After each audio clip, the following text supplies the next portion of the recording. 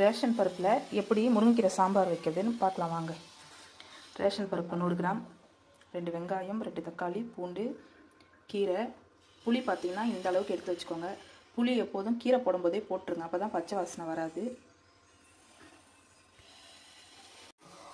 பருப்பு நல்லா ஒரு 2-3 தடவை நல்லா வாஷ் பண்ணிக்கோங்க. வாஷ் பண்ணிவிட்டு மஞ்சத்தூள் போட்டுக்கோங்க. 1 ஸ்பூன் மஞ்சத்தூள் போட்டுக்கோங்க. இப்போ நம்ம ரெடி பண்ணி வச்சுக்கிற வெங்காயம், பூண்டு, தக்காளியை இது கூட சேர்த்துக்கலாம்.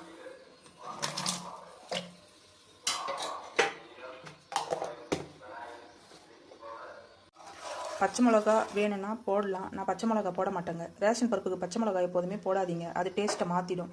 நீங்கள் கீரையை நல்லா கடையல் பண்ணும்போது காஞ்ச மிளகா தாளித்து கொட்டி ஒரு கடையல் பண்ணிக்கோங்க, நல்லாயிருக்கும். இல்லை நீங்கள் காரம் வேணானாலும் அப்படியே தாளித்து கொட்டிக்கோங்க. அவ்வளோதான். 10 நிமிஷம் போட்டு பருப்பு வந்துடுச்சு, விசில் வந்துடுச்சு.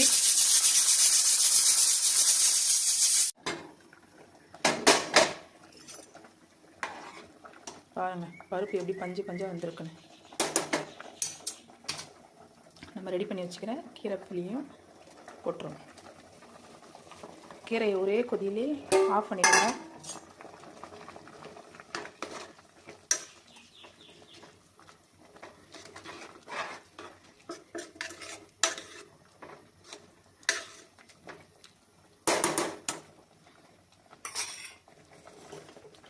கீரை எப்போதும் நீங்கள் நல்லா கடையில் போட்ட பின்னாடி மூடி வைக்காதீங்க. ஒரு 5 நிமிஷம் திறந்து வைங்க. மூடி வச்சிங்கன்னா கலர் மாறிடும்.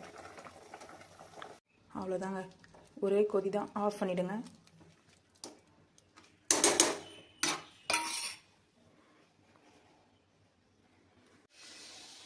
அவ்வளோதாங்க, ரேஷன் பருப்பில் முருங்கைக்கீரை சாம்பார் ரெடி ஆகிடுச்சுங்க. இப்போ நம்ம பருப்பு எடுத்து வச்சுக்கிற தண்ணியை ஊற்றி தாளிச்சிக்கலாம்.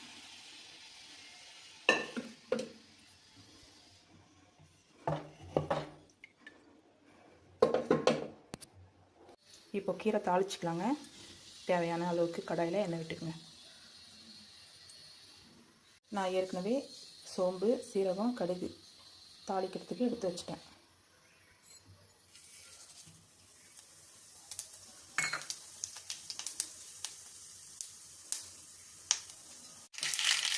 காஞ்ச மிளகா, பெருங்காயம்.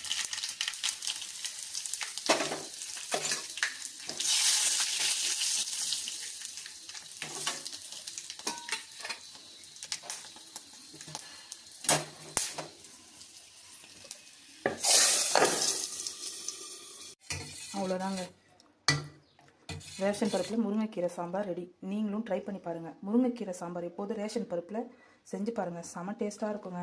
ட்ரை பண்ணி பாருங்கள். பிடிச்சிருந்தா கமெண்ட் பண்ணுங்கள்.